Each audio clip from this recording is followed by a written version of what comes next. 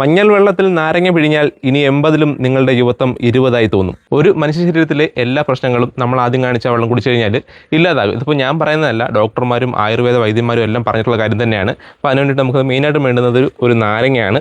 പിന്നെ വേണ്ടുന്നത് കുറച്ച് മഞ്ഞൾപ്പൊടി വേണം, അതായത് നല്ല ശുദ്ധമായ മഞ്ഞൾപ്പൊടി വേണം. പിന്നെ വേണ്ടുന്നത് ഒരു 3 അല്ലി അല്ലെങ്കിൽ 4 അല്ലി വെളുത്തുള്ളി വേണം. ഞാനിപ്പോൾ ഫസ്റ്റായിട്ട് നമ്മൾ ഒരു ഗ്ലാസ് വെള്ളം നമ്മൾ തിളപ്പിക്കാൻ വെച്ചിട്ടുണ്ട്. ഇതാണ്ടോ, ഒരു ഗ്ലാസ് വെള്ളം തിളപ്പിക്കാൻ വെച്ചിട്ടുണ്ട്. ഇനി അതിനകത്തേക്ക് എടുത്ത് വെച്ചിരിക്കുന്ന ഒരു വെളുത്തുള്ളി ഉണ്ടല്ലോ, ഈ ഒരു 2 അല്ലെങ്കിൽ 3 വെളുത്തുള്ളി ഇട്ടിട്ടുണ്ട്. അതിനോടൊപ്പം തന്നെ നമുക്ക് ഇടേണ്ടത് ഒരു ചെറിയ അളവിന് ഒരു 1/4 ടീസ്പൂൺ അല്ലെങ്കിൽ 1/2 ടീസ്പൂൺ അളവിന് നമുക്ക് മഞ്ഞൾപ്പൊടി ഇട്ട് കൊടുക്കാം. ഞാനപ്പോൾ നമ്മൾ മഞ്ഞപ്പൊടിയും വെളുത്തുള്ളി ഇട്ട് ആ ഒരു വെള്ളം നല്ലപോലെ തിളപ്പിച്ചെടുത്തിട്ടുണ്ട്. നിങ്ങൾ എടുക്കുമ്പോൾ നമ്മൾ നാരങ്ങ പൊഴിയുന്നതിന് മുമ്പായിട്ട് ഈ ഒരു വെള്ളം നല്ലപോലെ തണുക്കണം. ഒരു ശകലം പോലും ചൂടുണ്ടാകാൻ പാടില്ല. നല്ലപോലെ തണുപ്പിച്ചതിന് ശേഷം മാത്രമേ നാരങ്ങ നീര് പിഴിയാവൂ. ഞാൻ പറഞ്ഞിട്ട് നമ്മളത് ഒരു അരമുറി നാരങ്ങ മുഴുവനായിട്ടും ഇതിനകത്തേക്ക് പിഴിയുന്നുണ്ട്.